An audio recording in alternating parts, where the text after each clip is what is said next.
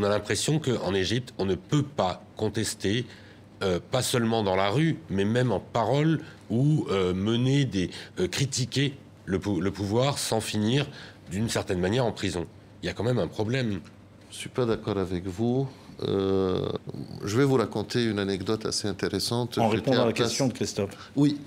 J'étais à la place Tahrir et j'ai trouvé quelques jeunes Égyptiens qui manifestaient avec des panneaux écrits en anglais et en arabe.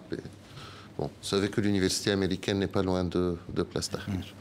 Et il y avait un menuisier qui passait avec sa Vespa, qui s'est arrêté d'un coup et puis qui a dit « Jeune homme, s'il vous plaît, rentrez chez vous.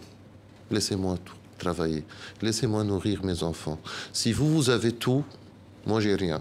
S'il vous manque tout simplement de manifester et de parler de vos droits de l'homme, moi je veux nourrir ma famille. » C'est ça la priorité aujourd'hui de la majorité des Égyptiens. Alors, dans le contexte actuel, est-ce que ça veut dire qu'il faut sacrifier des libertés publiques au nom de la sécurité? Pas du tout. Mais est-ce que moi, est-ce que je peux vraiment accuser la France du cas Théo, par exemple?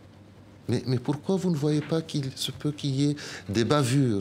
Pourquoi vous ne voyez pas qu'il se peut qu'il y ait des exactions? Pourquoi vous n'imaginez pas que dans l'état d'urgence, il y a parfois, on arrête des gens, ça arrive, on arrête des gens injustement, mais on ne peut pas se permettre de ne pas les arrêter si jamais ils sont un vrai danger. Ça se passe en France, ça se passe en Égypte, et puis aussi, on n'a pas les mêmes moyens, on n'a pas la même formation. N'imaginez pas qu'un soldat égyptien est aussi bien formé qu'un soldat français. Il a les mêmes outils, les mêmes équipements. Pour revenir sur le purement politique, mais si vous me permettez, juste 2 mots. Le peuple égyptien a fait 2 révolutions en moins de 3 ans. Il connaît la rue. Si jamais il n'est pas satisfait, il prend la rue.